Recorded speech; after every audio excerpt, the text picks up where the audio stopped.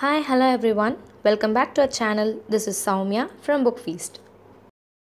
இன்னைக்கு நம்ம என்ன ப்ளே பார்க்க போகிறோம் அப்படின்னு பார்த்தா stolen by Jane Harrison. Author's introduction. Jane Harrison 1960 பிறந்திருக்காங்க. Living author, indigenous Australian playwright as well as novelist. இவங்க எங்கே வளர்ந்துருக்காங்க அப்படின்னு பார்த்தா விக்டோரியன் டான்ஜினாங்ஸ். And she belongs to Muruwari people of New South Wales. Jane Harrison கிட்ட lost children பற்றி ஒரு ப்ளே எழுதுங்க அப்படின்னு சொல்லும் போது அவங்க செப்டம்பர் 1993 எழுதின ஒரு ப்ளே தான் தி லாஸ்ட் சில்ட்ரன்.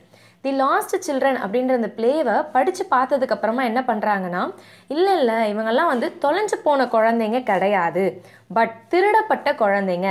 ஸோ இந்த ப்ளேவுடைய தலைப்பை ஸ்டோலன் அப்படின்னு தான் இருக்கணும்னு சொல்லி ஸ்டோலன் அப்படின்னு மாற்றுறாங்க. இந்த ப்ளேயை ஃபுல்லாகவே நம்ம ஹாஃப் காஸ்ட் அபார்ஜினல் சில்ட்ரனை பற்றி தான் பார்க்க போகிறோம். முதல்ல மெல்போர்னில் 1998 இதை ப்ரீமியர் பண்ணியிருக்காங்க. Setting of the play. இந்த பிளேயோடைய setting lost generation of Australia. ஸ்டேஜை காட்டுறாங்க. ஸ்டேஜில் 5 ஓல்டு அயன் இன்ஸ்டிடியூஷனல் பெட்ஸ் ஆல்டர்னேட்டாக அரேஞ்ச் ஆகிருக்கு. இதில் ஜிம்மியோடைய பெட் மட்டும் பெட் ஹெட் ஆடியன்ஸை ஃபேஸ் பண்ண மாதிரி அமைஞ்சிருக்கு. Institutional iron rods, suitcases, bells, pillows and cabinet, இந்த மாதிரி ப்ராப்ஸ் எல்லாம் நம்மளால் இங்கே பார்க்க முடியுது. இந்த பிளே ஃபுல்லாகவே க்ரொனாலஜிக்கல் சீக்வன்ஸாக இல்லை, எபிசோடிக்காக இருக்குது, நான் லீனியராக இருக்குது, போஸ்ட் மாடர்ன் பெர்ஸ்பெக்டிவில் அமைஞ்சிருக்கு, பிளட் நேரட்டிவ் அண்ட் நான் நேச்சுரலிஸ்டிக்காக இருக்குது. அண்ட் இதில் வரக்கூடிய கேரக்டர்ஸ்குள்ளே இருக்கக்கூடிய ஒரு மெயினான லிங்க் என்ன அப்படின்னு பார்த்தா, they are stolen. They are the children of lost generation of Australia. இந்த கேரக்டர்ஸ் மூலயமா ரைட்டர் ஸ்டோலன் ஜென்ரேஷன் பாலிசிஸ்னால மக்கள் எப்படி ஃபிசிக்கலி, மென்டலி, சோஷியலி பாதிக்கப்பட்டிருக்காங்க அப்படின்றத நமக்கு சொல்கிறாரு. Background study. லாஸ்ட் ஜென்ரேஷனாக என்ன அப்படின்ற ஒரு ஐடியா நமக்கு இருந்தால் தான் அந்த ப்ளே கிளியராக புரியும்.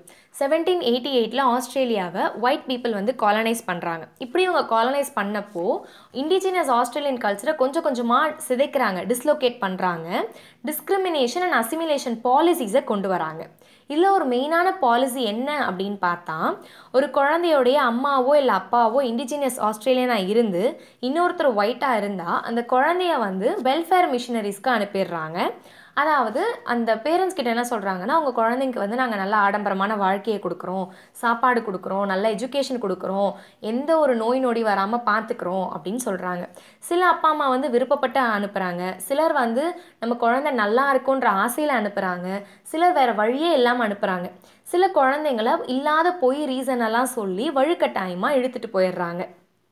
ஏன் இப்படி பண்ணுறாங்க அப்படின்னு பார்த்தா, அந்த இண்டிஜினியஸ் ஆஸ்திரேலியன் கல்ச்சர் அப்படியே வழியாக அடுத்த ஜென்ரேஷனுக்கு வந்துடக்கூடாது, நம்ம வெல்ஃபேர் மிஷினரிஸ்க்கு கூட்டிகிட்டு போய் நம்மளுடைய கல்ச்சரை தான் அந்த குழந்தைங்களுக்கு சொல்லி கொடுக்கணும். இன்னொரு பக்கம் அந்த வெல்ஃபேர் மிஷனில் அந்த குழந்தைங்களை நல்லா ட்ரீட் பண்ணுறாங்களான்னா அதுவும் இல்லை, இல் ட்ரீட் பண்ணுறாங்க, ஃபிசிக்கலி அப்யூஸ் பண்ணுறாங்க, சர்வெண்ட் மாதிரி தான் பார்த்துக்கிறாங்க. இந்த குழந்தைங்களுக்கு என்னெல்லாம் பேர் வைக்கிறாங்கன்னு பார்த்தா, ஃபுல் பிளட், ஹாஃப் காஸ்ட், குவாட்ரூன், ஆக்டரூன், இப்படியெல்லாம் கூப்பிட்றாங்க. ஸோ இந்த மாதிரி தன்னுடைய பேரண்ட்ஸ் யாருன்னு தெரியாமல் போன குழந்தைங்களும் இருக்காங்க, தான் குழந்தை எப்படி இருக்கும் அப்படின்றத தெரியாமல் போன அம்மா அப்பாவும் இருக்காங்க.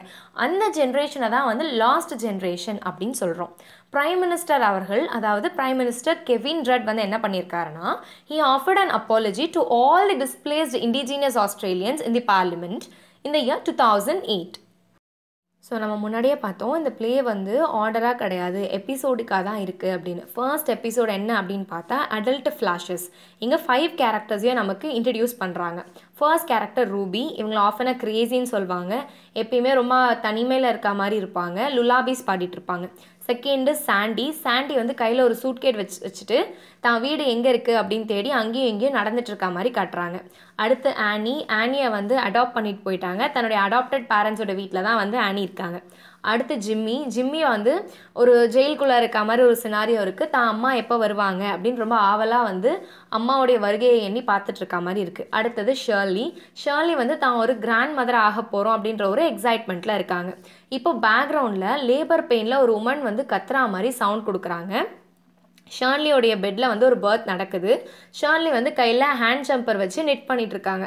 ஆடியன்ஸ் கிட்ட கையெல்லாம் ரொம்ப ஹாப்பியாக ஆட்டி ஆட்டி காமிக்கிறாங்க, ரொம்ப எக்ஸைட்மெண்ட்டில். அதாவது அவங்களுக்கு கிராண்ட் சைல்டு பிறக்க போகுது அப்படின்ற ஒரு எக்ஸைட்மெண்ட்டில்.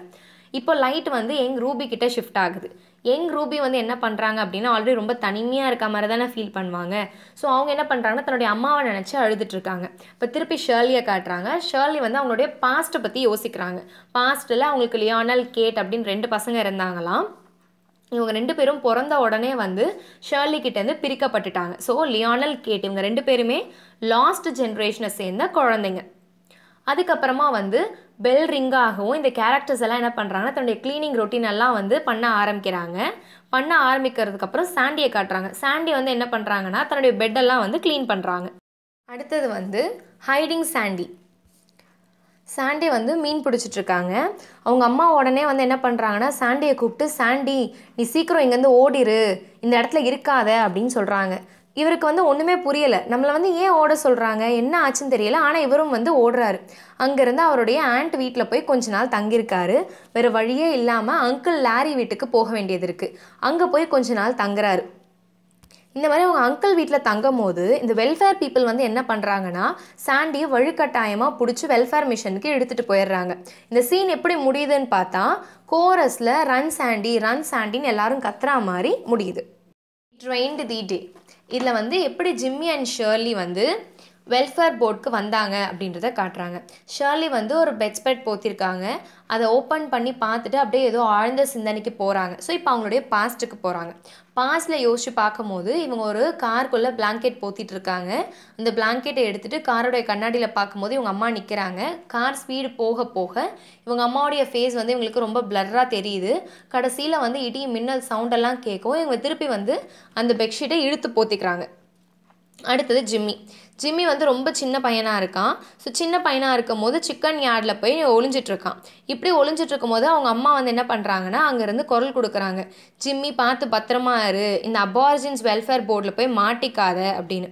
இப்போ அடல்ட்டாக இருக்க ஜிம்மியை நமக்கு காட்டுறாங்க. அதாவது ஷர்லியோடைய சைல்ட்ஹுட்டில் போன மெமரிஸை காட்டினாங்க. ஜிம்மியோடைய சைல்ட்ஹுட் மெமரிஸ் எப்படி இங்கே வந்தாங்க அப்படின்னு காட்டினாங்க. இப்போ வந்து அடல்ட் ஜிம்மியை நமக்கு காட்டுறாங்க. அடல்ட் ஜிம்மி வந்து பெட்டில் படுத்துட்டு மேலே சீலிங்கை ஃபோக்கஸ் பண்ணி பார்த்துட்ருக்காரு. அவருக்கு பாஸ்டில் நடந்த அந்த விஷயங்கள், அந்த சத்தங்கள்லாம் ஒன்று ஒன்றா கேட்டுகிட்டே இருக்குது. ஸோ திருப்பி அன்கான்ஷியஸாக வந்து ட்ரீம்க்கு போய் அவருடைய பாஸ்ட்டை பற்றி யோசிச்சுட்ருக்காரு. அப்போ ஆனி வந்து என்ன பண்ணுறாங்கன்னா ஜிம்மியை எழுப்புறாங்க. இந்த குழந்தைங்கள்லாம் வந்து சில்ட்ரன்ஸ் ஹோமில் இப்போ இருக்காங்க. லைனப் 1. இங்கே என்ன ஆகுது அப்படின்னு பார்த்தா குழந்தைங்கள வந்து லைட் டு டார்க்கஸ்ட் கலரில் வரிசையாக நிற்க வைக்கிறாங்க. சாண்டிக்கு எதுக்கு நிற்கிறோம் என்ன பண்ணுறோம் அப்படின்னு ஒன்றுமே தெரியலை. சாண்டிக்கிட்ட ஷர்லி வந்து என்ன சொல்கிறாங்க அப்படின்னா இந்த மாதிரி இந்த வீக்கெண்ட் வந்து வீட்டுக்கு கூட்டிகிட்டு போகிறதுக்காக ஒரு கப்பல் வராங்க, நம்மளில் யாராவது ஒருத்தரை வந்து அங்கே கூட்டிகிட்டு போவாங்கன்னு.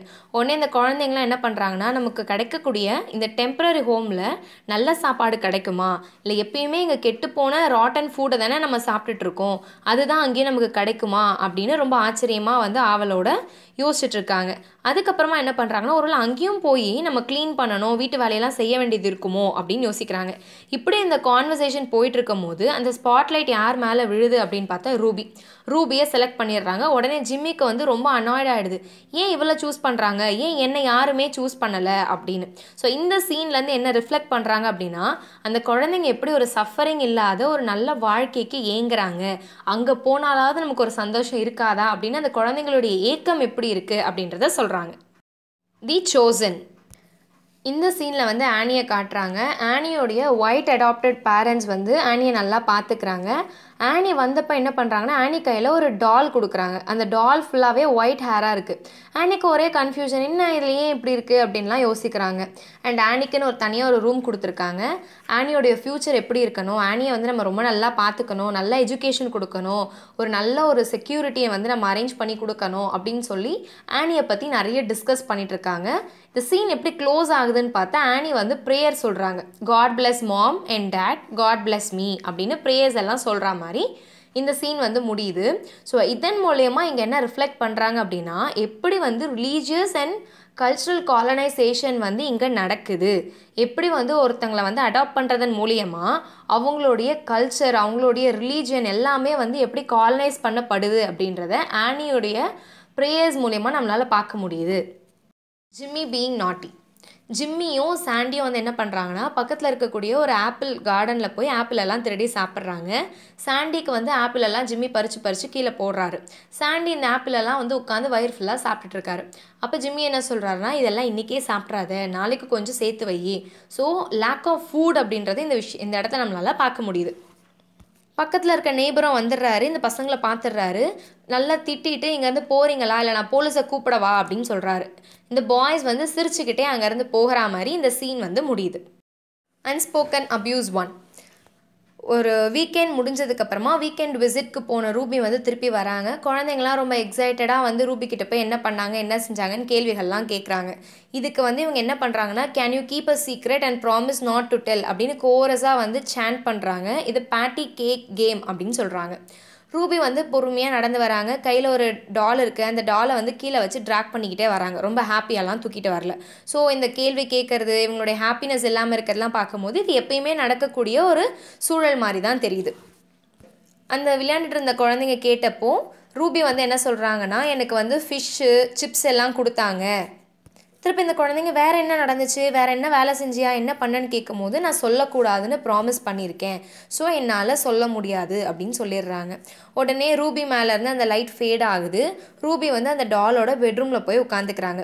ஸோ இந்த சீன் வந்து சிம்பாலிக்காக நமக்கு என்ன சொல்கிறாங்க அப்படின்னா, ரூபி வந்து ஃபிசிக்கல் அப்யூஸை ஃபேஸ் பண்ணியிருக்காங்க.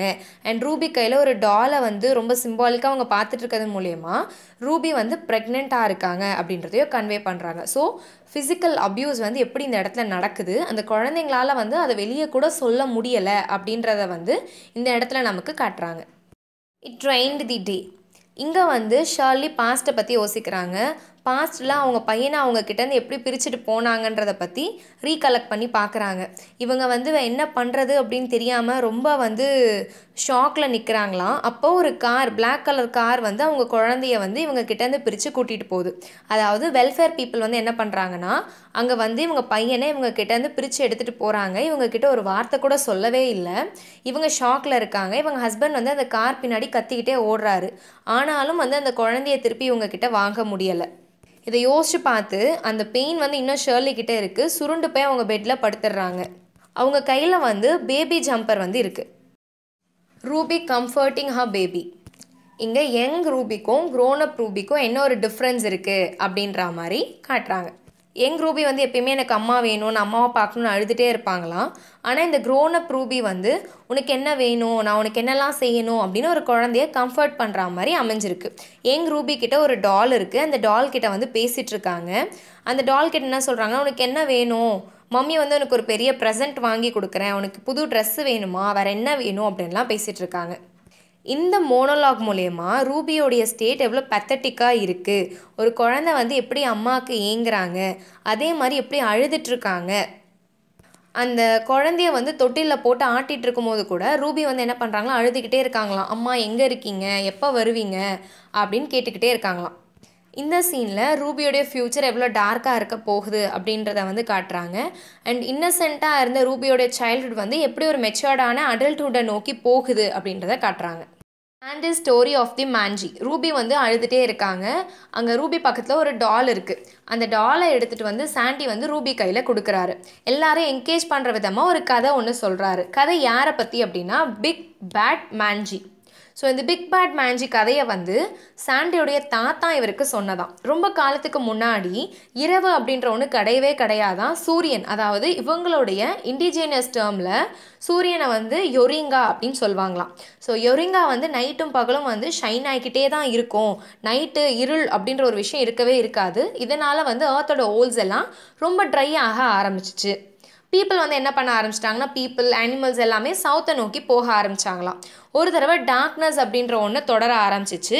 எல்லாருக்குமே வந்து இந்த சிச்சுவேஷன் கொஞ்சம் வேர்ஸாக போச்சு. அப்போது இந்த ட்ரைபில் இருக்கக்கூடிய ஒரு அவுட்காஸ்ட் என்ன பண்ணார் அப்படின்னா, கேங்க்ரூஸ் எல்லாம் வந்து சாப்பிட ஆரம்பிச்சிட்டாராம். கேங்க்ரூஸ் எல்லாம் திருடி சாப்பிட ஆரம்பிச்சிட்டாரு. இவங்களுடைய டேர்மில் கேங்க்ரோவை வந்து பாரா, BARRA அப்படின்னு சொல்லுவாங்க. இந்த கேங் ரூல்ஸை டிபெண்ட் பண்ணி தான் இந்த ட்ரைப்ஸ் வந்து இருக்காங்க. இந்த கேங் ரூல்ஸை இவர் ஸ்டீல் பண்ணி சாப்பிட ஆரம்பித்தார். சரி அதுவும் போது போ அப்படின்னு விட்டுட்டாங்களாம். கொஞ்ச நாளைக்கு அப்புறம் மிட் நைட்டில் பசி அதிகமாக குழந்தைகளையும் வந்து திருடிட்டு போய் சாப்பிட ஆரம்பிச்சிட்டாராம். உடனே எல்டர்ஸ் எல்லாம் வந்து என்ன பண்ணிட்டாங்கன்னா, ஏதாவது ஒரு முடிவை நம்ம எடுக்கணும் அப்படின்னு டிசைட் பண்ணி ஒரு நாள் நைட்டு இந்த மாதிரி குழந்தைங்கள திருட வரும்போது இந்த மஞ்சி மேலே வந்து மேஜிக் பவுடரை போட்டுட்டாங்களாம். இந்த மேஜிக் பவுடர் வந்து இந்த பிக் பேட் மஞ்சியை வந்து ஃபுல்லாகவே ஒயிட் கலரில் மாற்றிருச்சான். இதுதான் வந்து இவருக்கு சரியான பனிஷ்மெண்ட். அதில் இருந்து அவருடைய ஸ்கின் கலர் வந்து எப்பயுமே வந்து கொஞ்சம் டிஃப்ரெண்ட்டாக எங்களை மாதிரி இல்லாமல் ஒயிட் ஸ்கின் கலரில் தான் இருக்கும். ஸோ அவர் தான் அப்படின்னு கண்டுபிடிச்சி நாங்களும் அவேர் ஆகிடுவோம் அப்படின்னு இந்த கதையை முடிக்கிறாரு. இந்த கதையை கேட்கவும் அவங்கவுங்க பெட்டுக்கு போயிட்டாங்க. ரூபி வந்து ரொம்ப மும்முரமாக இந்த கதையை வந்து கேட்டுட்ருக்கா. அப்போ சாண்டி வந்து ரூபி கிட்ட என்ன சொல்கிறாருன்னா, கிளம்புறதுக்கு முன்னாடி நீ பயப்பட வேண்டிய விஷயம் வந்து டார்க்னஸ் கிடையாது, இருளை பார்த்து நீ எப்பயுமே பயப்படாத. இந்த இடத்துல சாண்டின்ற கதாபாத்திரம் மூலயமா இந்த கதையை வந்து பிளேரைட் நம்மக்கிட்ட சொல்லி ஒயிட் பாலிசிஸும் இப்படி தான் இண்டிஜினியஸ் பீப்புள் மேலே இருக்குது அப்படின்னு இந்த மஞ்சியை வந்து யார் கூட கம்பேர் பண்ணுறாரு அப்படின்னு பார்த்தா ஒயிட்ஸ். இந்த ஒயிட்ஸ் தான் வந்து அபார்ஜினல் லேண்ட்ஸ்க்கு வந்து இங்கே இருக்கக்கூடிய நேட்டிவ்ஸை சப்ரஸ் பண்ண ஸ்டார்ட் பண்ணிட்டாங்க அப்படின்றத சாண்டி கதாபாத்திரம் மூலயமா பிளே ரைட் வந்து நமக்கு சொல்கிறாங்க. Your mom's dead. இந்த சீனில் என்ன ஆகுதுன்னா, ஜிம்மி வந்து தன்னுடைய அம்மாவை கேட்டு அழ ஆரம்பிக்கிறான். உடனே அங்கே இருக்கவங்க என்ன சொல்லிடுறாங்கன்னா, அவங்க அம்மா இறந்துட்டாங்க, ஸோ அவங்கள பற்றி நீ யோசிக்காத அப்படின்னு சொல்லிடுறாங்க. ஆனால் ஜிம்மி வந்து இல்லை என்னுடைய அம்மா இறந்துருக்க மாட்டாங்க, உயிரோட தான் இருப்பாங்க, நான் அம்மாவை பார்க்க போகணும் அப்படின்னு சொல்லி அடம் பிடிக்கிறான். அவனை வந்து என்ன பண்ணுறாங்கன்னா, அடித்து ஒரு தட்டில் சாப்பாடு போட்டு உள்ள நீ போய் தூங்கு அப்படின்னு சொல்லி அனுப்பிடுறாங்க. இன்னொரு பக்கம் லைட் வந்து அவங்க அம்மா பக்கம் ஷிஃப்ட் ஆகுது. அவங்க அம்மாவுக்கு வந்து தான் பையன் இவ்வளோ ஒரு கஷ்டத்தில் இருக்கான் அப்படின்றத நாலேஜே இல்லை. இவங்க அம்மா வந்து நம்ம பையன் நல்லா ஆடம்பரமாக இருப்பான், நல்லா கல்வி படிச்சுட்டு இருப்பான், ரொம்ப படிப்பில் ஆர்வமாயிட்டான் போல், அதனால தான் நம்மளை கூட கவனிக்கலை அப்படின்னு நினச்சிட்டு உட்காந்துருக்க மாதிரி இருக்குது. ஸோ இந்த சீன் மூலமா ஜிம்மியோடைய சைல்ட்ஹுட் வந்து எப்படி இந்த பாலிசிஸ்னால திருடப்பட்டிருக்கு அப்படின்றத காட்டுறாங்க. லைனப் 2. திருப்பி அதே மாதிரி வீக்கெண்டுக்கு இந்த குழந்தைங்கள யாராவது ஒருத்தரை கூட்டிகிட்டு போகிறதுக்கு வராங்க. இந்த தடவை என்ன ஆகுது அப்படின்னா, இந்த ஸ்பாட்லைட் வந்து ஜிம்மி மேலே விழுது. ஜிம்மிக்கு வந்து ஒரே சந்தோஷமாயிடுது. அப்பாடா நம்ம தான் போக போகிறோம் அப்படின்னு சந்தோஷப்படும் போது ஃபைனலாக அந்த ஸ்பாட்லைட் போய் ரூபி மேலே விழுந்துருது. ரூபி வந்து ஒரு ஸ்டெப் முன்னாடி போய் நிற்கிறா, அவள் தான் போகணும் அப்படின்னு. இது ஜிம்மிக்கு வந்து ரொம்ப இரிட்டேட் ஆகிடுது. என்ன எப்போ பாரு இவளையே கூட்டிகிட்டு போகிறாங்க, நாங்களும் போய் அதெல்லாம் பார்க்கணும்ல, நாங்களும் போய் ஃபாஸ்ட்டாக பேரண்ட்ஸ் கூட டைம் ஸ்பெண்ட் பண்ணணும்ல அப்படின்ற ஒரு இரிட்டேஷனில் ரூபியை போட்டு கிள்ளிடுறான். மற்ற எல்லாரும் என்ன பண்ணுறாங்கன்னா, அவங்க பெட்க்கு போயிடுறாங்க. இப்போ வந்து ஆனியை காட்டுறாங்க. ஆனியோடைய அடாப்டட் பேரண்ட்ஸ் வந்து அவளுடைய பெட் பக்கத்தில் நின்றுட்டுருக்கா மாதிரி இந்த சீன் வந்து முடியுது. Anne's told she's aboriginal. Anne வந்து நெயில் ஃபில்லிங்ஸ் வச்சிட்ருக்கா. அவள் பெட் பக்கத்தில் வந்து அவளுடைய அடாப்டட் பேரண்ட்ஸ் நின்றுட்டு ஏதோ ஒரு விஷயத்த டிஸ்கஸ் பண்ணிகிட்டே இருக்காங்க. அவகிட்ட அதை டிஸ்கஸ் பண்ணுறதுக்கு தயங்குறாங்க. உடனே என்ன பண்ணுறாங்க, சரி நம்ம சொல்லி தான் ஆகணும்னு, ஆனி நாங்கள் வந்து உன்னை ஒரு சில்ட்ரன்ஸ் ஹோம்லேருந்து அடாப்ட் பண்ணிட்டு வந்தோம், கிரான்பை அப்படின்ற ஒரு சில்ட்ரன் ஹோம்லேருந்து அடாப்ட் பண்ணிட்டு வந்தோம், நீ எங்களுடைய குழந்தை கிடையாது, உன்னுடைய அம்மா வந்து இப்போது சாகிற நிலமையில் இருக்காங்க, ஸோ அவங்கள போய் பாரு அப்படின்னு சொல்கிறாங்க. ஆனிக்கும் ஷாக் ஆகிடுது. என்னது, ஏன் அப்படி சொன்னீங்க, இத்தனை நாள் ஏன் என்கிட்ட அந்த உண்மையை சொல்லலை அப்படின்னு கேட்குறா. என்னுடைய அடாப்டட் பேரண்ட்ஸ் என்ன சொல்கிறாங்கன்னா, இல்லை உன்னுடைய நல்லதுக்காக தான் நான் எதுவுமே சொல்லலைன்னு. ஸோ இந்த சீனில் வந்து என்ன தெரியுது அப்படின்னா, ஆனியை வந்து அபார்ஜினல் கம்யூனிட்டியை சேர்ந்த ஒன் ஆஃப் தி கேர்ள்ஸாகவும் இந்த அடாப்டட் பேரண்ட்ஸை ஒயிட் பீப்புளாகவும் பார்க்குறாங்க. ஒயிட் பீப்புள் எப்படி அன்கான்ஷியஸாக நான் வந்து அபார்ஜினலுக்கு நல்லது தான் பண்ணுறேன்னு எல்லாத்தையும் பண்ணிகிட்ருக்காங்க அப்படின்ற மாதிரி காட்டுறாங்க. Unspoken abuse 2. ஜிம்மி, சாண்டி, ஆனி, ஷர்லி இவங்க 4 பேரும் பெட்டில் உட்காந்துருக்காங்க. ரூபி வந்து அந்த வீக்கெண்ட் விசிட் முடிஞ்சு திருப்பி வராங்க. ரொம்ப ஸ்லோவாக நடந்து வராங்க. இந்த தடவை அவங்க கையில் ஒரு புக் இருக்குது. எல்லா குழந்தைங்களும் ரொம்ப எக்ஸைட்டடாக போய் திருப்பி கேட்குறாங்க, இந்த தடவை என்ன சொன்னாங்க, என்ன பண்ணாங்க, நீ என்ன செஞ்ச அப்படின்னு. ரூபி வந்து என்ன பண்ணுறாங்கன்னா, ஏதோ ஒரு தாட்டில் இருக்க மாதிரி, வேற ஒரு உலகத்தில் இருக்க மாதிரி, எக்ஸைட்மெண்ட்டே இல்லாமல் சோகமாக, நான் போய் ஸ்விங்ஸ் விளையாண்டேன், ஸ்லைட்ஸ் விளையாண்டேன், அப்புறமா எனக்கு ஃபிஷ்ஷு சிப்ஸ் எல்லாம் சாப்பிட கொடுத்தாங்க அப்படின்னு சொல்கிறாங்க. அதுக்கப்புறமா ரூபிக்கிட்ட இந்த குழந்தைங்க கேட்குறாங்க, what did he give you அப்படின்னு கேட்குறாங்க. அவர் உனக்கு என்ன கொடுத்தாரு அப்படின்னு. இவங்க என்ன சொல்கிறாங்க, எனக்கு வந்து இந்த புக்கு கொடுத்துருக்காங்க அப்படின்னு அந்த புக்கை காட்டுறாங்க. ஃபைனலாக அந்த குழந்தைங்க கேட்குறாங்க, உனக்கு என்ன பண்ணாங்க அப்படின்னு கேட்குறாங்க. இல்லை நான் அதெல்லாம் சொல்ல மாட்டேன் அப்படின்னு சொல்லி அங்கேருந்து கிளம்பிடுறாங்க. அவங்க தலையை தொங்க போட்டுட்டு வயிற்றில் கை வச்சுட்டே போயிடுறாங்க. ஸோ திருப்பி அவங்கள வந்து எந்த அளவுக்கு வந்து ஃபிசிக்கலி அப்யூஸ் பண்ணியிருக்காங்க அப்படின்றத காட்டுறாங்க. அப்போ கூட அவங்க வந்து இல்லை நான் சொல்லக்கூடாது, சொல்ல மாட்டேன்னு ப்ராமிஸ் பண்ணியிருக்காங்க. ஸோ அந்த சிச்சுவேஷன் எப்படி இருக்குது, அவங்களுக்கு நடக்கிற ஒரு அநீதியை கூட அவங்களால வெளியே பேச முடியலை. ஸோ ஒயிட் பீப்புள் எப்படி வந்து அபாரிஜினல்ஸை வந்து செக்ஷுவலி எக்ஸ்ப்ளாய்ட் பண்ணுறாங்க அப்படின்றத இந்த சீனில் நம்மளால் பார்க்க முடியுது. Your mumps dead. ஜிம்மி வந்து தன்னுடைய அம்மாவை பார்க்க போகணும், எனக்கு என் அம்மாவை பார்க்கணும், என் அம்மா கண்டிப்பாக என்னை வந்து கூட்டிகிட்டு போவாங்க அப்படின்ற ஒரு நம்பிக்கையில் அம்மாவை பார்க்கணுன்னு அடம் பிடிச்சிட்டே இருக்கான். இன்னொரு பக்கம் பேரலாக ஒரு வாய்ஸ் வருது. எங்கே இருந்துன்னா ஆஃப் ஸ்டேஜில் ஜிம்மியோடைய அம்மா வந்து ஆஃப் ஸ்டேஜில் கையில் ஒரு லெட்டர் வச்சுருக்காங்க. ஸோ அன்றைக்கி 8 ஆகஸ்ட் 1966 ஜிம்மியோடைய அவங்க அம்மா வந்து அவனுக்கு இன்னொரு லெட்டர் எழுதிட்டு இருக்காங்க. இந்த மாதிரி நிறைய லெட்டர்ஸ் வந்து கடந்த 3 வருஷமாக எழுதிக்கிட்டே இருக்காங்க. ஆனால் அவங்களுக்கு எந்த ஒரு ரிப்ளையும் வரல. இவங்க என்ன நினச்சிக்கிறாங்கன்னா, நம்ம பையன் படிக்கிறதுல ரொம்ப பிஸியாக இருக்கான் போல், அதனால தான் அவனுக்கு வந்து திருப்பி நமக்கு எழுத டைம் இல்லை அப்படின்னு. இந்த தடவை என்ன பண்ணுறாங்கன்னா, இவங்களுடைய சிச்சுவேஷன் எல்லாம் அவங்க பையனுக்கு புரிகிற மாதிரி எழுதுறாங்க. உங்கள் அப்பா வந்து உடம்பு சரியில்லாமல் இருக்கார், ஃபேமிலி வந்து கொஞ்சம் கொஞ்சமாக வந்து வீழ்ச்சியை நோக்கி போயிட்டே இருக்குது, ஃபேமிலியில் ரொம்ப கஷ்டம் இருக்குது, ஃபேமிலி வந்து ப்ரோக் ஆக போகுது, ஸோ நீ வந்து உன்னால் என்ன முடியுமோ அதை பண்ணு, எனக்கு திருப்பி ஒரு லெட்டர் போடு அப்படின்னு சொல்லி நிறைய எழுதிட்டு அது கூட வந்து பேர் ஆஃப் உல்லன் சாக்ஸை வச்சு அனுப்புகிறாங்க. ஸோ இந்த சீனில் இந்த வெல்ஃபேர் மிஷன்ஸ் வந்து எவ்வளோ ஒரு ஹைப்போக்ரிட்டிக்கல் ஆட்டிடியூடோடு இருக்குது அப்படின்றத நம்மளால் பார்க்க முடியுது. இந்த குழந்தைங்க எல்லாரையுமே பேரண்ட்ஸ் கிட்டேருந்து தனியாக கூட்டிகிட்டு வந்துடுறாங்க. குழந்தைங்க கிட்டேருந்து பேரண்ட்ஸ்க்கு எந்த ஒரு இன்ஃபர்மேஷனும் போகலை, பேரண்ட்ஸ் கிட்டேருந்து குழந்தைங்களுக்கு எந்த ஒரு இன்ஃபர்மேஷனும் போகலை. வேறு பேரண்ட்ஸ் வந்து குழந்தைங்களுக்கு நல்ல எஜுகேஷன் இருக்குது, நல்ல கேர் இருக்குது, நல்ல ஃபுட் இருக்குதுன்னு நினச்சிக்கிறாங்க. பட் இன் ரியாலிட்டி அதுக்கு ஆப்போசிட்டாக தான் நடக்குது. குழந்தைங்கள ஸ்லேவ்ஸாக தான் பார்க்குறாங்க, அவங்களுக்கு சரியான சாப்பாடு கொடுக்கல, படிப்பு கொடுக்கல, அவங்கள வந்து இல்ட்ரீட் பண்ணுறாங்க. ஸோ ஜிம்மியோடைய மதர் மாதிரியே நிறைய அம்மா வந்து என்ன பண்ணுறாங்கன்னா ஒரு இல்யூஷனில் தான் வாழ்ந்துட்டு இருக்காங்க அப்படின்றத காட்டுறாங்க. To tan or not to tan. So இதில் ஆனியோடைய கன்ஃபியூஷன்ஸை பற்றி பேசுகிறாங்க. So the problem of identity crisis. Anne வந்து என்ன பண்ணுறாங்க அப்படின்னா, ஒயிட்டாக இருக்கிறதுனால நான் வந்து ஒயிட் கம்யூனிட்டியை சேர்ந்த பொண்ணு, ரொம்ப அழகாக இருக்கேன் அப்படின்ற ஒரு மைண்ட் செட்டில் இருக்காங்க. இப்போ திடீர்னு வந்து நான் அபாரிஜினல் அப்படின்னு சொல்லவும் அவங்களால அதை வந்து அக்செப்ட் பண்ணிக்க முடியலை. ஸோ நான் யார் அப்படின்னு யோசிக்கிறாங்க. இப்போ பீச்சில் இருக்காங்க, நான் போய் இந்த பீச்சுக்குள்ளெல்லாம் போய் வெயிலெல்லாம் பட்டு டேன் ஆகணுமா? Tan refers to aboriginal. இல்லை வந்து டேனே ஆகக்கூடாதா, ஒயிட்டாகவே இருக்கணுமா, என்னுடைய அடையாளம் என்ன அப்படின்னு யோசிக்கிறாங்க. அதுக்கப்புறமா டெட் பெட்டில் இருக்கக்கூடிய அம்மாவை போய் பார்க்கணுமா வேண்டாமான்னு யோசிக்கிறாங்க. நிறைய லேம் எக்ஸ்கியூசஸ் வந்து கொடுத்துட்டே இருக்காங்க. இல்லை நான் இன்னொரு நாள் போகிறேன், அப்புறமா போகிறேன் அப்படின்னு சொல்லிகிட்டே இருக்காங்க. ஸோ கடைசியாக இவங்களுக்கு வந்து என்னென்னா, நான் வந்து ஒயிட் ஸ்கின்ல இருக்கேன், என்னுடைய ஐடென்டிட்டி பார்க்கும்போது அபாரிஜினலாக இருக்குது, அப்போ நான் வந்து யாருக்கு சொந்தம்? என்னுடைய ஒயிட் அடாப்டட் பேரண்ட்ஸ் கூட நான் இருக்கணுமா, அவங்களுக்கு சொந்தமா, இல்லை அபாரிஜினல் கம்யூனிட்டிக்கு சொந்தமானு அவங்களுக்குள்ளேயே நிறைய கேள்விகளை கேட்டுட்டு இருக்கா மாதிரி இந்த சீன் வந்து முடியுது. ஷர்லீஸ் மெமரிஸ். இந்த சீனில் யங் ஷர்லி வந்து தன் கையில் ஒரு ஃபோட்டோ ஆல்பம் வச்சுருக்காங்க. அவங்க ஃபேமிலிக்கும் அவங்களுக்கும் இருக்கக்கூடிய ஒரே ஒரு ஃபிசிக்கல் கனெக்ஷன் வந்து அந்த ஆல்பம் தான்.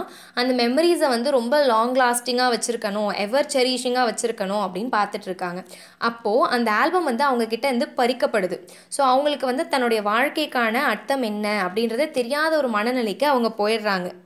இந்த சீன் மூலமா என்ன சொல்ல வராங்கன்னா, குழந்தைங்களை வந்து எப்படி கம்ப்ளீட்டாக அவங்க ஃபேமிலி கிட்ட இருந்து டிஸ்கனெக்ட் பண்ணுறாங்க, அவங்களுடைய மெமரிஸ் எல்லாம் திருடப்படுது, அவங்களுடைய ஐடென்டிட்டி எல்லாம் எடுத்துக்கிறாங்க. ஸோ இதுதான் வந்து லாஸ்ட் சில்ட்ரனோடைய ஒரு ரியாலிட்டியாக இருக்குது அப்படின்றத காட்டுறாங்க. Lineup age 12. ஒரு ஒயிட் ஃபேமிலி வந்து இந்த குழந்தைங்கள யாராவது ஒருத்தரை கூட்டிகிட்டு போகிறதுக்காக வராங்க. எப்பயும் நிற்கிற மாதிரி எல்லாரும் லைனில் நிற்கிறாங்க. ஷர்லி வந்து சாண்டி கிட்ட சொல்கிறாங்க, இந்த டைம் வந்து ஒரு லேடியும் ஒரு மேனும் வந்து ஒரு மெய்டை தேடி வராங்க அப்படின்னு. அண்ட் வரவங்க வந்து ரூபியவே வந்து சூஸ் பண்ணிடுறாங்க. இந்த சீனோட எண்ட் எப்படி இருக்குது அப்படின்னு பார்த்தா, ரூபியோட கையில் பக்கெட்டும் மாப்பும் எடுத்துகிட்டு ரூபி போகிற மாதிரி அமைஞ்சிருக்கு. அடுத்தது கிளீனிங் ரொட்டீன் 2. இங்கே வந்து ரூபி வந்து மாப் போட்டு ஃப்ளோரெல்லாம் வந்து க்ளீன் பண்ணிகிட்ருக்காங்க. அப்போ அங்கே இருக்கக்கூடிய குழந்தைங்க கிட்ட என்ன கேட்குறாங்கன்னா, what are you going to be when you are grown up? நீங்கள் வளர்ந்ததுக்கப்புறம் என்னவாக போகிறீங்க? ஒவ்வொருத்தரும் வந்து ஒவ்வொன்று சொல்கிறாங்க. நர்ஸ் ஆக போகிறேன், ஃபயர்மேன் ஆக போகிறேன், டாக்டர் ஆக போகிறேன், ஃபார்மர், டீச்சர், இன்ஜினியர்னு ஒவ்வொருத்தரும் ஒவ்வொன்று சொல்கிறாங்க.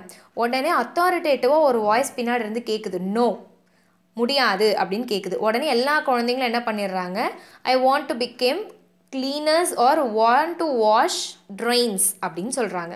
சொன்னோடனே அந்த வாய்ஸ் வந்து கரெக்ட், இப்போ தான் கரெக்டாக சொல்கிறீங்க அப்படின்னு சொல்லவும் ரூபி வந்து என்ன பண்ணுறாங்க, சாரி மேம் அப்படின்னு சொல்லிடுற மாதிரி இந்த சாப்டர் வந்து முடியுது. ஸோ எப்படி அந்த குழந்தைங்களுடைய கனவுகள் எல்லாம் அந்த குழந்தைங்க கிட்டேருந்து திருடப்படுது, அவங்கள வந்து ஒரு சர்வெண்ட்டாகவே வந்து எப்படி வச்சுருக்காங்க. அ கேன் ஆஃப் பீஸ். இந்த இடத்துல வந்து சாண்டி வந்து தன்னுடைய எக்ஸ்பீரியன்ஸை ஷேர் பண்ணுறாரு. கேன்ஸ் எல்லாம் ப்ரமிடாக அடுக்கிட்டே இருக்காரு. அடுக்கிட்டு ஆடியன்ஸ் கிட்டே எனக்கு இந்த பீஸ்லாம் சுத்தமாக பிடிக்காது அப்படின்னு சொல்கிறாரு. ஏன் பிடிக்காது அப்படின்னு பார்த்தா, வெல்ஃபேர் பீப்புள் வந்து கெட்டுப்போன பீஸை கொண்டு வந்து கொடுத்துட்டாங்களாம். இவங்க அம்மாவும் அதை வாங்கி ஷெல்ஃபில் வச்சுருக்காங்க. திருப்பி அதே வெல்ஃபேர் பீப்புள் வந்து, பாரு நீ குழந்தைக்கு வந்து கெட்டுப்போன பீஸ் எல்லாம் கொடுத்துட்டு இருக்க, ஸோ யூ நாட் எலிஜிபிள், உன்னால் ஒரு குழந்தைய வளர்க்க முடியாது, ஃபினான்ஷியலாக நீ வந்து ஸ்டேபிளாக கிடையாது, அதனால் குழந்தை உங்ககிட்ட இருந்தால் நல்லா வளராது, நாங்களே அந்த குழந்தைய வளர்த்துக்கிறோம் அப்படின்னு அங்கேருந்து சாண்டியை வலுக்கட்டாயமாக இழுத்துட்டு வந்துட்டாங்களாம். ஸோ என்னையும் என் அம்மாவையும் பிரித்ததுக்கு காரணம் வந்து இந்த பீஸ் தான், அதனால் எனக்கு பீஸ் சுத்தமாக பிடிக்காது அப்படின்னு சொல்கிறாரு. ஸோ எப்படி வந்து வெல்ஃபேர் பீப்புள் ஏதாவது ஒரு பொய்யை சொல்லி ஏதாவது ஒரு பழியை போட்டு குழந்தைங்கள பேரண்ட்ஸ் கிட்டேருந்து பிரிச்சிடுறாங்க அப்படின்றதுக்கு சாண்டுடைய லைஃப் வந்து one of the best experiences. Jimmy's being naughty again. Jimmy வந்து என்ன பண்ணுறாருன்னா, கேன் ஃபுல்லாக இருக்கிறத போய் திருடுறாரு. திருடும் போது மாட்டிக்கிறாரு. பேக்ரவுண்டில் ஒரு வாய்ஸ் கேட்குது, you black bastards, I'll call the cops. உடனே ஜிம்மிக்கு வந்து ஒரே சந்தோஷம், அங்கேருந்து சிரிச்சுக்கிட்டே போகிறாரு. ஸோ இந்த சீனில் ஜிம்மியோடைய சைக்காலஜிக்கல் இம்பேக்ட் எப்படி இருக்குது, எப்படி வந்து அவர் ஒரு ரிவெஞ்சை எடுக்கிறாரு, எப்படி ஒரு அவெஞ்சை எடுக்கிறாரு அப்படின்றது. ஒயிட் பீப்புள் வந்து அவர்கிட்ட இருந்து தன்னுடைய அம்மாவையும் தன்னுடைய குழந்தை பருவத்தையும் வந்து பிடுங்கிட்டாங்க. ஸோ அதுக்கு பழி தீர்க்கக்கூடிய ஒரு விதமாக ஒயிட் பீப்புள் இப்போல்லாம் ட்ரபிள் பண்ணுற மாதிரி இவர் வந்து கன்சிடர் பண்ணி அதில் வந்து சாட்டிஸ்ஃபை ஆகிக்கிற மாதிரி காட்டுறாங்க. லைனப் 3. எல்லா குழந்தைங்களும் அதே மாதிரி லைனில் நிற்க வைக்கிறாங்க. எல்லா குழந்தைங்க முகத்துலேயுமே வந்து ஒரு தயக்கமும் ஒரு கவலையும் தெரியுது. ஏன் அப்படின்னா, ஒயிட் ஃபேமிலிஸ் வந்து எல்லாரையுமே அடாப்ட் பண்ணியிருக்காங்க ஜிம்மியை தவிர. ஸோ எல்லாருக்குமே வந்து அந்த மாதிரி அடாப்ஷனில் போகிறதோடைய விளைவுகள் என்னவாக இருக்கும் அப்படின்றது தெரியுது. ஜிம்மிக்கு மட்டும் வந்து அதை பற்றி எதுவுமே தெரியாது. போகணும் அப்படின்ற ஒரு ஆசை இருக்குது. கடைசியில் வந்து ஜிம்மியவே வந்து அவங்க சூஸ் பண்ணி கூட்டிகிட்டு போயிடுறாங்க. ஷர்லி நெவர் கிவ்ஸ் அப் சர்ச்சிங்.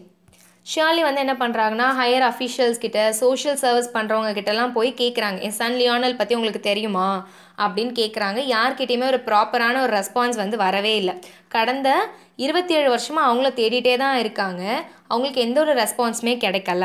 ஸோ ஷர்லி அப்படின்றவங்க வந்து இந்த லாஸ்ட் ஜென்ரேஷனில் இருக்க எல்லா மதரையுமே வந்து சிம்பலைஸ் பண்ணுற மாதிரி இருக்குது. எல்லாரும் தன்னுடைய குழந்தைய வந்து தொலைச்சிட்டு வாழ்க்கை ஃபுல்லாக தன் குழந்தை எப்படி இருக்குது, என்ன ஆச்சுன்னு எதுவுமே ஒரு உண்மைகள் தெரியாமையே வந்து இறந்து போகிற பேரண்ட்ஸும் இருக்காங்க. சன்ஸ். சாண்டியோடைய கிராண்ட்ஃபாதர் அவருக்கு சொன்ன கதையை சாண்டி வந்து இங்கே இருக்கக்கூடிய குழந்தைங்களுக்கு சொல்கிறாரு. என்ன அப்படின்னா, ரொம்ப நாளைக்கு முன்னாடி நெய்பரிங் நேஷன்ஸில் இருந்து சாண்டியோடைய ஆன்சிஸ்டர்ஸை பார்க்குறேன் அப்படின்னு வரேன்னு சொல்லியிருந்தாங்களாம். அப்போ ஏதாவது அழகாக பண்ணணும், நல்லா க்ரியேட்டிவாக பண்ணணும்னு பெரிய பெரிய சிகப்பு நிறத்தில் இருக்கக்கூடிய பாறைகளை வச்சு ஒரு பில்டிங்கை சாண்டியோடைய ஆன்சிஸ்டர்ஸ் வந்து ரெடி பண்ணியிருக்காங்க. நெய்பரிங் நேஷன்ஸ்லேருந்து வந்து எல்லாருமே நல்லா இருக்குது, சூப்பராக இருக்குது அப்படின்லாம் பார்த்துட்டு போயிருக்காங்க. பங்கா அப்படின்னா ஓல்டு விண்ட் அப்படின்னு அர்த்தம். பங்கா வந்து ரொம்ப ஃபாஸ்ட்டாக வந்ததுனால அந்த பில்டிங்கில் இருக்கக்கூடிய அந்த ரெட் ராக்ஸ் எல்லாம் கீழே விழுந்து தூள் தூளாகிடுச்சு. அதனால தான் சாண்ட் அப்படின்ற ஒன்று ஃபார்ம் ஆச்சுன்னு சொல்கிறாரு. இதுக்கப்புறமா இன்னொரு விஷயமும் சொல்கிறாரு. சாண்டை வந்து ஒரு ஆப்ஜெக்டாக இண்டிஜினியஸ் விமன் பார்த்தாங்க. அதாவது இண்டிஜினியஸ் விமனை வந்து ஃபிசிக்கலி அப்யூஸ் பண்ணும் போது அந்த ஒயிட் மென் கிட்டேருந்து தப்பிக்கிறதுக்காக தன்னுடைய உடம்பு ஃபுல்லாகவே வந்து அந்த சாண்டை பூசி அழுக்காக்கிப்பாங்களாம். அப்போ ஒயிட் மென் வந்து அவங்கக்கிட்ட எந்த ஒரு மிஸ்பிஹேவும் பண்ண மாட்டாங்க அப்படின்ற ஒரு நம்பிக்கை. ஆனால் இந்த நம்பிக்கை என்னுடைய அம்மா விஷயத்தில் தோற்று போச்சு. என் அம்மாவும் அதே மாதிரி தான் வந்து ஒரு ஒயிட் மேன் கிட்டேருந்து தப்பிக்கிறதுக்காக அந்த சாண்ட் எடுத்து மேலெல்லாம் பூசிக்கிட்டாங்க. ஆனால் எந்த ஒரு பயனும் இல்லை. அதோடைய விளைவாக தான் இப்போ நான் பிறந்திருக்கேன். ஸோ நானுமே ஒரு இண்டிஜீனியஸ் கேட்டகரியை சேர்ந்த ஒரு மதருக்கு பிறந்த பையன்தான். அதனால தான் என்னை பிரித்து இங்கே கூட்டிகிட்டு வந்திருக்காங்க அப்படின்னு சொல்கிற மாதிரி அமைஞ்சிருக்கு. ஸோ இங்கே விண்டை வந்து மெட்டஃபாரிக்காக யூஸ் பண்ணுறாரு. எப்படி இண்டிஜினியஸ் பீப்புளோடைய ஐடென்டிட்டியை மொத்தமாகவே வந்து ஒயிட் பீப்புள் எடுத்துகிட்டு போகிறாங்களோ அந்த மாதிரி விண்டு வந்து அந்த பில்டிங் மொத்தமாகவே எடுத்துகிட்டு போயிருக்கு. Unspoken abuse 3. இங்கே வந்து ஜிம்மியை பற்றி பேசுகிறாங்க. ஜிம்மியை வந்து ஒரு ஒயிட் ஃபேமிலி அடாப்ட் பண்ணிட்டு போயிட்டாங்க. ஜிம்மிக்கு ரொம்ப சந்தோஷமாயிடுச்சு. அப்பா நம்ம வெளியே போக போகிறோம், நமக்கு நல்ல ஒரு ஆடம்பரமான வாழ்க்கை கிடைக்க போகுது, நல்ல சாப்பாடு கிடைக்க போகுது, we are out of the sufferings அப்படின்னு யோசிச்சுட்டே போகிறாரு. அங்கே போயிட்டு திருப்பி ரிட்டர்ன் வரும்போது தான் வந்து அவரை நினச்சி அவரே ரொம்ப ஷேம்ஃபுல்லாக ஃபீல் பண்ணுறாரு. என்னடா இதுதான் ரியாலிட்டியா, இப்படி தான் இருக்குமா, அடாப்ஷன்னா இதுதானா? ஸோ அப்போ வந்து அது வந்து நம்ம நல்ல கம்ஃபர்ட்டாக இருக்கலாம், விருப்பப்பட்ட சாப்பாடெல்லாம் சாப்பிட்லான்றது கிடையாதா அப்படின்ற ஒரு ரியாலிட்டி அவருக்கு புரிய வருது. Ruby's descent into madness. இப்போ ரூபி வந்து ஒரு வீட்டுக்கு மேடாக போயிருக்காங்க. அந்த இடத்துல வந்து எப்பயுமே அவங்களுக்கு வந்து ரொம்ப சோகமாக தான் இருக்குது, எதன் மேலேயும் ரொம்ப நம்பிக்கையே இல்லை, அவங்கள வந்து பயங்கரமாக வேலை வாங்குறாங்க, ப்ளஸ் ஃபிசிக்கலி அப்யூஸ் பண்ணுறாங்க. ஸோ இதெல்லாம் வந்து அவங்களால டாலரேட் பண்ண முடியல. அந்த ஃபிசிக்கல் அண்ட் மென்டல் டார்ச்சர்னால அவங்க என்ன பண்ணுறாங்கன்னா ரொம்ப ஹிஸ்ட்ரிக் ஆகிடுறாங்க, அந்த கான்ஷியஸ் அவுட் ஆஃப் கான்ஷியஸ் ஸ்டேட்க்கு போயிடுறாங்க. ஸோ வெல்ஃபேர் ஹோமில் வாழக்கூடிய ஒரு குழந்தையோடைய மனநிலை எப்படி இருக்குது, எப்படி அவங்கள பேரண்ட்ஸ் கிட்டேருந்து கம்யூனிட்டி, ஐடென்டிட்டி, ட்ரீம்ஸ், மெமரிஸ் எல்லாத்துலேருந்தும் பிரித்தது பத்தாமல் அவங்க லைஃபையுமே வந்து எப்படி மாற்றிடுறாங்க, இந்த லாஸ்ட் ஜென்ரேஷன் குழந்தைங்க எப்படி கஷ்டப்பட்டிருந்திருக்காங்க அப்படின்றத எக்ஸ்ப்ரெஸ் பண்ணுற விதமாக அமைஞ்சிருக்கு. சாண்டிஸ் லைஃப் ஆன் ரோட். இந்த இடத்துல கல்ச்சுரல் வேர்ட்ஸ் எல்லாம் நிறைய யூஸ் பண்ணுறாங்க. சாண்டி வந்து ஒரு ட்ராவலர் தானே, எப்பயுமே நிற்கவே மாட்டார்ல, கையில் ஒரு சூட்கேஸ் தூக்கிட்டு நடந்து போவார்ல, அந்த மாதிரி பஸ் ஸ்டாப்லாம் நின்றுட்டுருக்காரு. அவருக்கு பக்கத்தில் ஒரு லேடி நின்றுட்டுருக்காங்க, பேக் ஃபுல்லாக கிறிஸ்மஸ் கிஃப்ட்ஸ் எல்லாம் வச்சுருக்காங்க. சாண்டி வந்து அந்த லேடி கிட்ட பேச ஆரம்பிக்கிறாரு. அப்போ என்ன சொல்கிறாருன்னா, நான் கிறிஸ்மஸ் எல்லாம் எப்போ செலிப்ரேட் பண்ணனே எனக்கு ஞாபகமே இல்லை, நான் என்ன பண்ணேன் அப்படின்னு ஒரு மாதிரி யோசிக்கிறாரு. ஸோ தன்னுடைய லைஃப் எப்படி இருக்குது, பக்கத்தில் நிற்கக்கூடிய அந்த லேடியோட லைஃப் எப்படி இருக்குன்னு பார்த்து ரொம்பவே வந்து சோகமாக ஃபீல் பண்ணுறாரு. அப்போ அந்த லேடி என்ன பண்ணுறாங்கன்னா, இவர் கையில் ஒரு $20 நோட்டை வந்து கொடுத்துட்டு போகிறாங்க. இது இவருக்கு வந்து ரொம்ப சந்தோஷமாக இருக்குது. அந்த லேடி கிட்ட என்ன சொல்கிறாருன்னா, நானும் போய் என் ஃபேமிலியை பார்க்கணும், என் ஃபேமிலி கூட செட்டில் ஆகணும் அப்படின்னு சொல்கிறாரு. உடனே அந்த லேடி இதெல்லாம் கேட்டுட்டு இவர் கையில் இந்த $20 நோட்டை கொடுத்துட்டு போகிறாங்க. Jimmy's story. ஸோ ஜிம்மி வந்து எப்படி இந்த வெல்ஃபேர் மிஷனுக்கு வந்தார், என்னெல்லாம் ஆச்சு அப்படின்றத சொல்கிறாங்க. ஜிம்மியோடைய அம்மா வந்து இன்னொரு லெட்டர் எழுதுகிறாங்க, இந்த டைம் வெல்ஃபேருக்கு எழுதுகிறாங்க. அந்த வெல்ஃபேர் கிட்ட என்ன சொல்கிறாங்கன்னா, என் ஹஸ்பண்ட்க்கு ஒரு ஸ்டாண்டர்டான ஜாப் வந்துருச்சு, ஸோ என்னுடைய பையனை வந்து என்னால் பார்த்துக்க முடியும், இனிமேல் நான் வந்து ஸ்ட்ரகிள் பண்ண வேண்டியது கிடையாது, என் பையனை வந்து திருப்பி வீட்டுக்கே அனுப்பிடுங்க, இந்த கிறிஸ்மஸுக்கு முன்னாடி அனுப்பிட்டிங்கன்னா ரொம்ப சந்தோஷமாக இருக்கும் அப்படின்னு எழுதுகிறாங்க.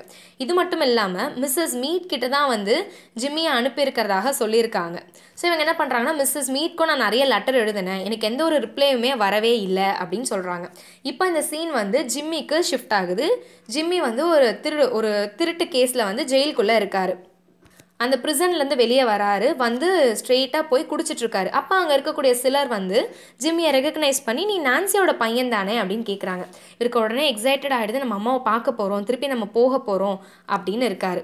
இத்தனை நம்ம அம்மா இறந்துட்டாங்கன்னு நம்ம நினச்சிட்டு இருந்தோமே, நம்ம அம்மா இறக்கலையா, உயிரோட தான் இருக்காங்களா, நம்ம அம்மாவை பார்க்கணும், நம்ம அம்மா தான் முன்னாடியே நம்மக்கிட்ட வார்ன் பண்ணாங்கல்ல, வெல்ஃபேர் பீப்புள் கிட்ட போய் மாட்டிக்காத, உஷாராக இருன்னு சொன்னாங்களே, நம்ம தான் கேட்கல, நம்ம எப்படியாவது ஒளிஞ்சு வெல்ஃபேர் மிஷனுக்கு தெரியாமல் போய் நம்ம அம்மாவை பார்த்துடணும் அப்படின்னு யோசிக்கிறாரு. அப்போ அவருடைய பாஸ்ட் வந்து அவருக்கு ஞாபகம் வருது. பாஸ்ட்டில் வந்து வெல்ஃபேர் பீப்புள் கிட்டேருந்து ஒளிஞ்சிருக்காரு. ஒளிய முயற்சி பண்ணும் போது போலீஸ் வந்து என்ன பண்ணுறாங்கன்னா, இவரை காரில் பிடிச்சிட்டு போயிடுறாங்க. அதுக்கப்புறம் தான் இந்த வெல்ஃபேர் மிஷனுக்கு வராரு. அன்னையிலேருந்து இன்ன வரைக்கும் தன்னுடைய அம்மாவை பார்க்கணும் அப்படின்ற ஒரு ஐடியாவில் இருக்கார். அவருக்குள்ளேயே நம்ம அம்மா இறக்கலை, உயிரோட தான் இருக்காங்கன்னு சொல்லிக்கிட்டே இருக்கிறதாகவும் நமக்கு தெரிய வருது. ஆமே பிளாக் ஆர் ஒயிட். இந்த சீனில் ஆனியோடைய ஐடென்டிட்டி கிரைசிஸ் பற்றி ஆனி பேசுகிற மாதிரி அமைஞ்சிருக்கு. நான் வந்து ஒயிட் பேரண்ட்க்கு சொந்தமா இல்லை பிளாக் பேரண்ட்க்கு சொந்தமா, என்னுடைய அடையாளம் என்ன அப்படின்னு அவங்களே கேள்வி கேட்டுக்கிற மாதிரி இந்த சீன் வந்து இருக்குது. What do you two?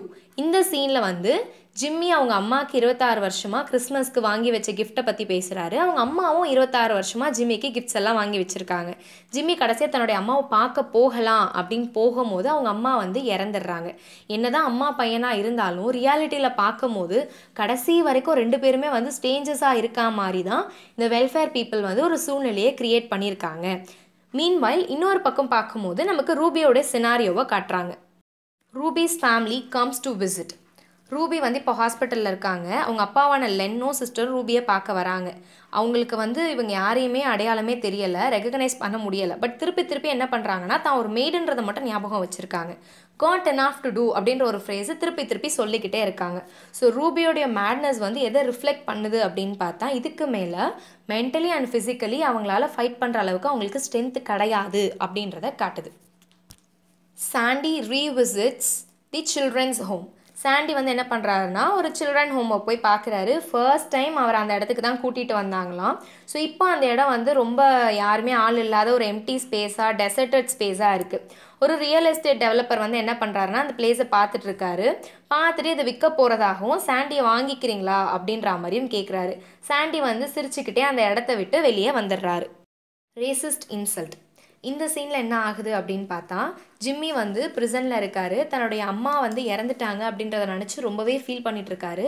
அதையும் தாண்டி இத்தனை நாள் உயிரோடு இருந்து நம்மளால் நம்ம அம்மாவை பார்க்க முடியலையே அப்படின்னு நினச்சி ரொம்பவே வந்து புலம்பிகிட்ருக்காரு. ஹாலுசினேட் பண்ண ஆரம்பிக்கிறாரு. தனக்கு ஆப்போசிட்டில் ஒரு ஒயிட் மேன் நின்றுட்டுருக்கான், அவன் தன்னை திட்டுறான், தான் திருப்பி திட்டுறதாகவும் அவனை அடிக்கிறதாகவும் ஹாலுசினேட் பண்ணிகிட்டே இருக்காரு. சூசைட் பண்ணி செத்துடுறாரு. இவருடைய சூசைட் நோட்டில் என்ன எழுதியிருக்காரு அப்படின்னா, தன்னுடைய அம்மாவை வந்து எந்த அளவுக்கு வந்து ஃபீல் பண்ணுறேன், எந்த அளவுக்கு மிஸ் பண்ணுறேன் அப்படின்றத எழுதியிருக்காரு.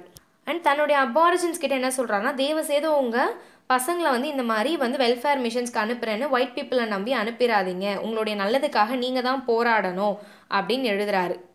அண்ட் கடைசியாக என்ன சொல்கிறாருன்னா, இந்த ப்ரிசன் வந்து என்னுடைய ஸ்பிரிட்டை மொத்தமாக வாங்கிடுச்சு, எனக்கு வந்து என்ன பண்ணுறது, லைஃப்பில் என்ன செய்கிறதுன்ற ஒரு எய்ம் இல்லாத மாதிரி ஒரு லைஃப்பை எனக்கு கொடுத்துருச்சு.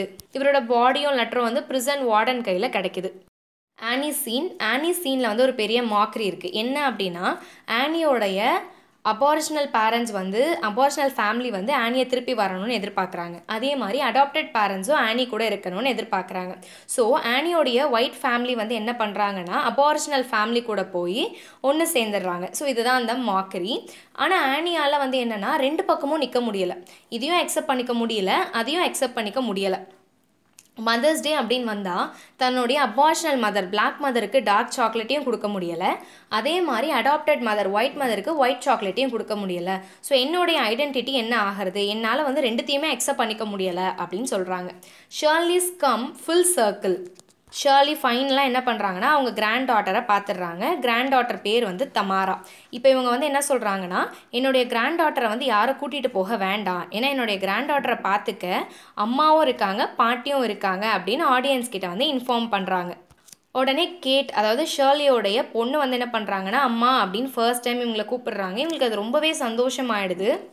ஸோ இவங்களுடைய ரீயூனைட்டில் இந்த சீன் வந்து முடியுது. Sandy at the end of the road. இப்போது ஃபைனல் சீன் தான், கடைசி சீன். இங்கே எல்லா வாய்ஸஸும் ஒன்றா வருது.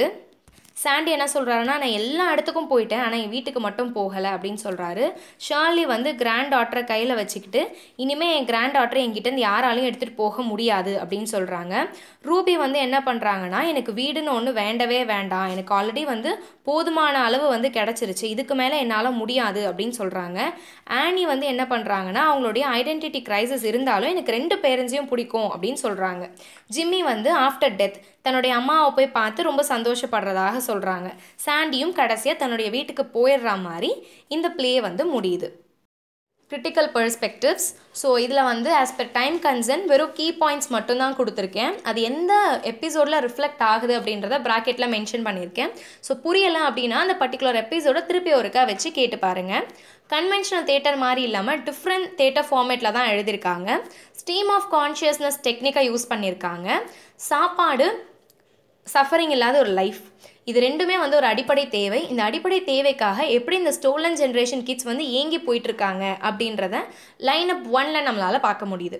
அதுக்கப்புறமா கல்ச்சுரலாகவும் ரிலீஜனாகவும் எப்படி வந்து ஒயிட் பீப்புள் அபாரிஜினல்ஸை காலனைஸ் பண்ணிட்டு இருந்தாங்க அப்படின்றத ஆனியோடைய ப்ரேயர்ஸ் மூலயமா நம்மளால் பார்க்க முடியுது. எதில் அப்படின்னா தி சாசன்.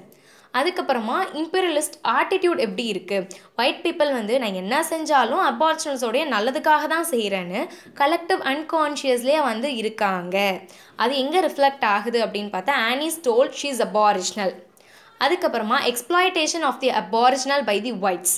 ஸோ எப்படி வந்து ஒயிட்ஸ் வந்து அபாரிஜினலை எக்ஸ்ப்ளாய்ட் பண்ணுறாங்கன்றத அன்ஸ்போக்கன் அபியூஸ் 2ல் ரூபி மூலியமாகவும், டெசர்ட் சாண்ட்ஸில் வந்து சாண்டியோடைய அம்மா மூலியமாகவும் நம்மளால் பார்க்க முடியுது.